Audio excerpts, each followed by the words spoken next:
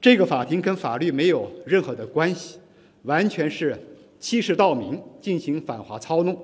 其庭长杰弗里·尼斯曾被媒体曝光是英国的前特工，他的职业生涯的主要任务是服务美英的地缘政治目的。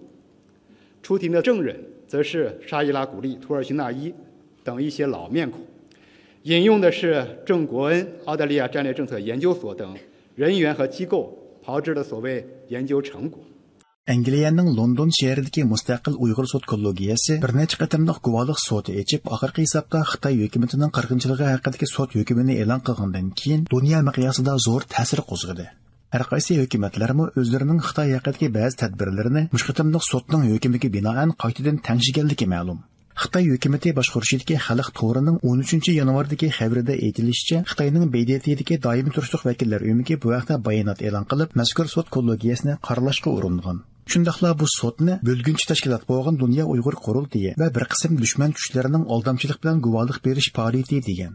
Halbuki Uyg'ur sud kollegiyasining guvohlik yig'inida guvohlik berganlar g'arb dunyosidagi umum e'tirof qilgan mutaxassislar, olimlar va har qaysi oliy maktablarning professorlari, shuningdek Xitoy hukumatining lager sistemasini bevosita boshdan kechirgan shohidlar bo'lgan. Xitoy hukumatining mushu kishilarning hammasini aldamchi deb ataganligi hamda BDTning bosh shtabida bu haqda bayonot berganligi navbatda mazkur sudning Xitoy hukumatining abdi bashirisini qaysi darajada echib berganligining bir isboti deb qaralmoqda ekan.